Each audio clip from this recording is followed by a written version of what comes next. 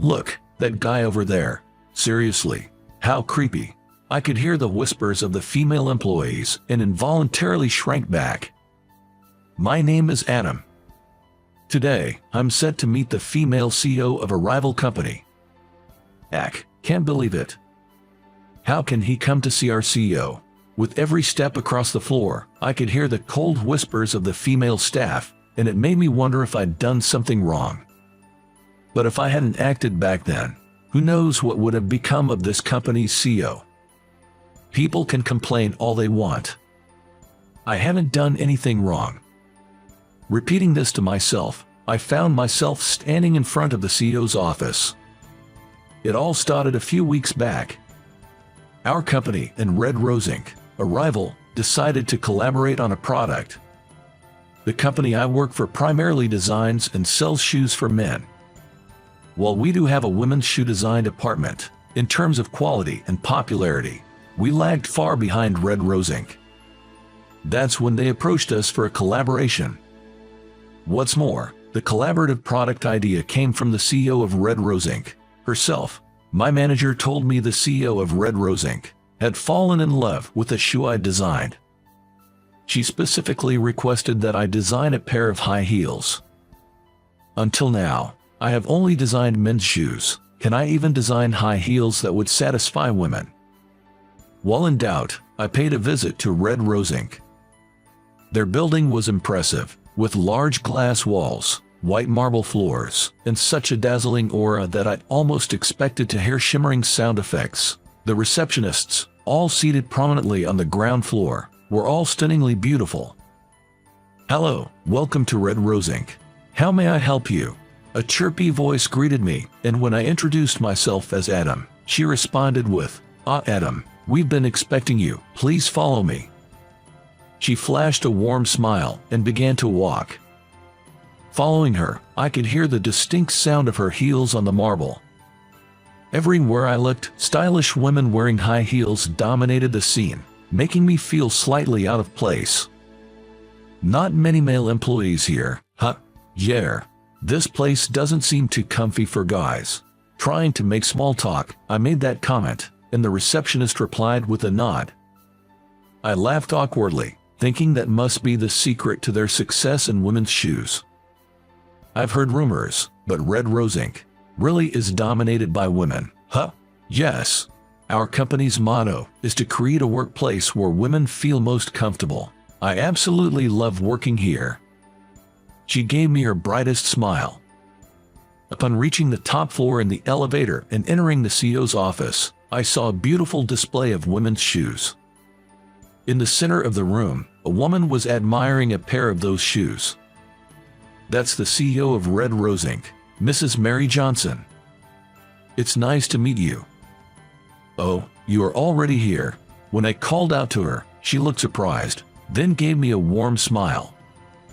That smile made my heart skip a beat. Please, have a seat over here. I'll get some tea ready. Thank you. Urged by the president, I took a seat on the sofa.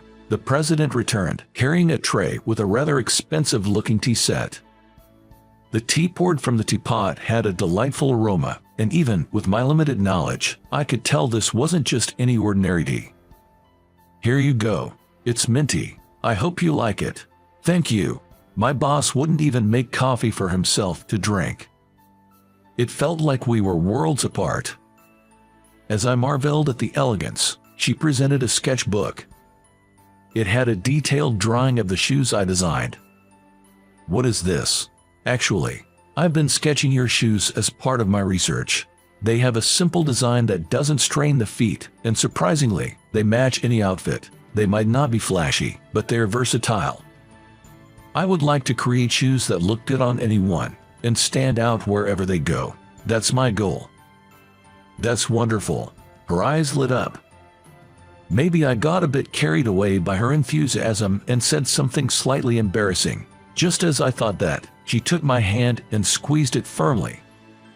Please design shoes for our company. They don't have to be flashy. Shoes that look good on anyone, no matter what they wear.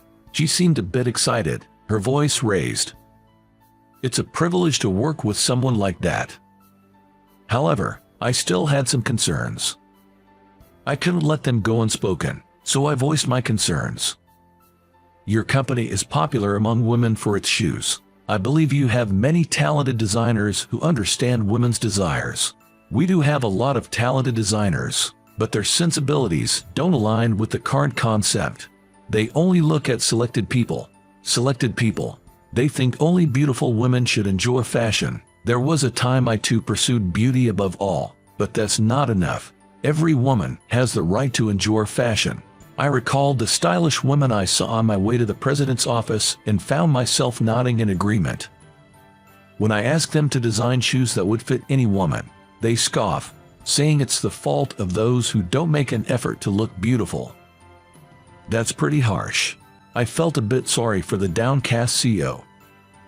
No matter how beautiful someone is, making such a statement is off-putting. So, why did you choose me? Your shoes are wonderful. They have a charm that we lack. Shoes that anyone can wear and feel stylish. Your shoes have given me back my passion, which I had almost lost. The smiling president looked very attractive. Who wouldn't be motivated by such praise? All right, let's create the best shoes together. I replied with a smile, and she beamed back at me. Little did we know then that a huge commotion was about to unfold. A few days later, I visited the Red Rose for another meeting with Mary. Mary, it's Adam. Upon reaching her office and knocking on the door, I felt something was off. Usually, Mary would greet me with enthusiasm, but there was no reply. Sorry, coming in. With a feeling of unease, I entered her office and found Mary lying face up on the floor. Mary, I rushed to her, but she didn't move an inch. Hoping against hope, I placed my ear to her chest, but there was no heartbeat. I felt the blood drain from my face. My hands were shaking, but I remembered the AED training I had during a certification course and quickly called the secretary's desk. What? Mary's collapsed. Please call an ambulance right now, and if there's an AED, bring it. I quickly instructed the secretary on the phone and tried CPR on Mary. But her heart didn't budge. Darn it, is it too late? Sorry, I've brought it. The secretary arrived with the AED. Thank you, Mary, I'm so sorry. As I lifted Mary's clothing to attach the AED, the secretary nearby exclaimed, "Oh my," and covered her face with her hands, blushing deeply. But there was no time to worry about that. I immediately attached the AED to Mary's chest and activated it, causing her body to jolt with a loud zap. Still, there was no change. Panicking, I followed the AED's voice instructions and activated it again. After another loud jab, Mary started breathing with difficulty. Mary, are you okay? Please don't move." After confirming her breathing, I gently covered her with my coat. Just as I was about to ask the anxious secretary if the ambulance was on its way, I heard sirens.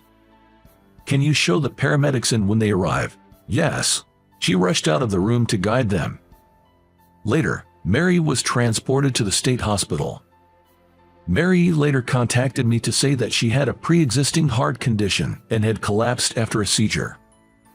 Thanks to the quick response, she was told she could be discharged soon without any lingering effects. Hearing that, I breathed a sigh of relief. However, the next day, "Adam, what on earth have you done?" Waiting for me as I arrived at the office was the manager with a displeased look on his face. I was summoned first thing in the morning and yelled at, but I had no idea what it was about. "I haven't done anything. There was a request from Red Rose to cancel the current collaboration project." "Is it because Mary collapsed?" "No, they say it's because you did something inappropriate to Mary." Inappropriate? Hearing that made me think of the previous day's event. I had indeed lifted Mary's shirt to use the AED. But that was to save Mary's life. I didn't do it with any guilty conscience. "So, I hear you lifted Mary's shirt to use the AED. They're suggesting you might have done that just because you wanted to." "That's outrageous. Anyway, Mary needs to rest now.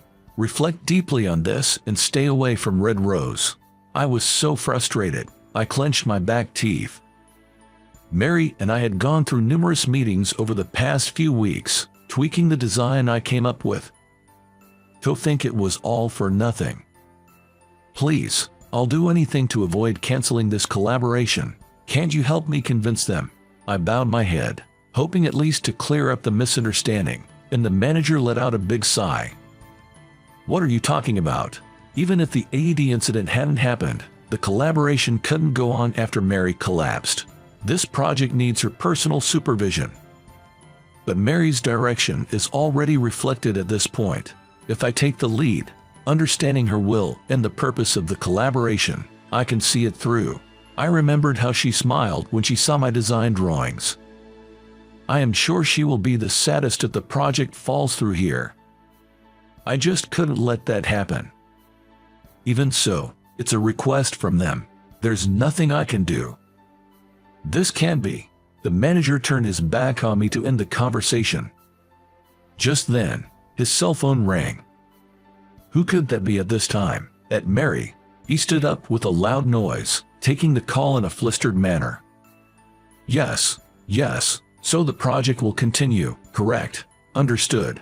I nervously paced, overhearing the conversation and seeing the manager nodding profusely on the phone. When he finished the call, he turned to me with a beaming smile. It seems there was a misinformation. Mary just called to say the collaboration will continue. Good for you. Really. I was so relieved by the manager's words that I lost strength in my legs and sat down right there. But is Mary really okay? And how did this misinformation happen? A wave of anxiety swept over me. Looks like we'll be resuming our meetings tomorrow. Can you make it to Red Rose? Yes. Despite a touch of unease, I was thrilled that the project was back on track. The next day, I'm glad you could make it. I'm really sorry for the trouble I've caused. I had no idea my chronic condition would flare up like that. No, not at all. I'm just relieved that you're safe. As I entered the CEO's office, as usual, Mary was the first to apologize. But really, I'm the one who should be apologizing. Even though it was a misinformation, there must have been real concerns about the AED incident and suggestions to scrap the project altogether. Despite the emergency, I had caused her trouble. I'm truly sorry about the AED incident. It seems some of our employees were upset. Upset because you saved me. I was taken aback when Mary showed her anger and then made a call to someone inside the company. So, the project mishap wasn't just a misinformation, was it? Gather everyone in the hall immediately. I have something to say directly. Gone was her usual calm demeanor. I was shocked by the sight of Mary raising her voice. Sorry, I need to take care of something. Should I? I'll be back in about an hour. Can you wait for me? Yes, of course. Mary left the room with a look of apology on her face. Months later. We did it. We finally succeeded. We had managed to create a prototype of the high heels. The heels were modest in height, and we used a beautiful wine red color. They're beautiful. I've always wanted something like this. Mary sighed dreamily as she looked at the shoes on display. She really does love shoes. That day, Mary held an urgent staff meeting to clear up the misunderstanding about me regarding the AED. She explained that I hadn't lifted her clothes with any ill intent. I was quite surprised when some employees apologized to me after the meeting, but I was glad the misunderstanding was cleared. They were probably just jealous of your talent. You think so? I wonder if I'm really such a talented designer to be envied. I don't know about that, but what's certain is that shoes must be designed with the wearer in mind. Maybe they just didn't understand that essential point. Would you like to try on the prototype? It's exactly your size. Really? Mary's face lit up at my offer. She took off her black pumps and slipped on the wine red high heels on display. Wow, these are much more comfortable than they look. Watching her walk around the room in the high heels, I felt relieved that this project had finally come together. There's a mountain of work ahead, like planning the sales strategy and advertising. but I believe we can overcome it together. I want to see her smile more. With that thought, I psyched myself up internally.